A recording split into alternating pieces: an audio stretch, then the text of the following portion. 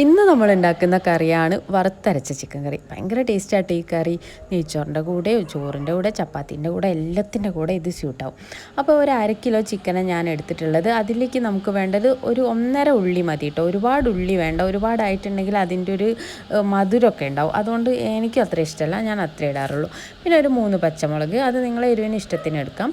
പിന്നെ ഒരു കുഞ്ഞി കഷ്ണം ഇഞ്ചി, അതുപോലെ കുറച്ച് വെളുത്തുള്ളി. ഇതെല്ലാം കൂടെ ആദ്യം ഒന്ന് റെഡിയാക്കി വെക്കുക. എന്നിട്ടൊരു ചട്ടിയിലേക്കോ കുക്കറിലേക്കോ ഈ സാധനങ്ങളെല്ലാം കൂടെ ഇട്ട്, പിന്നെ അതിലേക്ക് ആവശ്യത്തിന് ഉപ്പ്, മഞ്ഞൾപ്പൊടി, മുളക് പൊടി, അതേപോലെ കുറച്ചധികം മല്ലിപ്പൊടി. ഇതിപ്പോൾ വറുത്ത് വെച്ചിട്ടുള്ള മല്ലിപ്പൊടി, വറുത്ത് പൊടിച്ച് വെച്ച മല്ലിപ്പൊടിയാണ്, അതാണ് ഈ കളർ.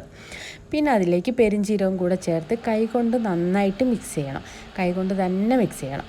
അതിലേക്ക് കുറച്ച് നമുക്ക് വേണ്ട ചിക്കനും കൂടെ ചേർത്ത്, പിന്നെ ആവശ്യത്തിന് വെള്ളം കൂടെ ചേർത്തിട്ട് നമുക്കിത് വേവിക്കാൻ വെക്കാം. പിന്നെ അതിലേക്ക് ഒരു ഉരുളക്കിഴങ്ങും കൂടെ ഇടണം കേട്ടോ. അതും ഒരു പ്രത്യേക ടേസ്റ്റ് ആയിരിക്കും ഈ ഒരു കറിയിൽ. പിന്നെ വേണ്ടത് നമ്മളെ മെയിൻ സംഭവം തേങ്ങ വറുത്തരയ്ക്കുക. അതിൽ ഞാൻ കുറച്ചധികം ചെറിയുള്ളി, പിന്നെ വെളുത്തുള്ളി, ഇഞ്ചി ഇതാണ് എടുത്തിട്ടുള്ളത്. എന്നിട്ട് അത് നല്ല പോലെ വറുക്കുക. ഈ ഒരു മെയ് മാസത്തിൽ ഇതെല്ലാം കഴിയുമ്പോഴേക്ക് ഈ ഒരു അവസ്ഥയാവും, നമ്മൾ വിയർത്ത് കുളിക്കും. എന്നിട്ട് ഈ തേങ്ങയെല്ലാം നല്ല പോലെ അരച്ചെടുക്കണം. നിങ്ങൾക്ക് വെള്ളം ചേർത്ത് വേണമെങ്കിലും അരയ്ക്കുക, ചേർക്കാതെ അരയ്ക്കുക. ഞാനിപ്പോൾ വെള്ളം ചേർത്തിട്ടാണ് അരച്ചിട്ടുള്ളത്.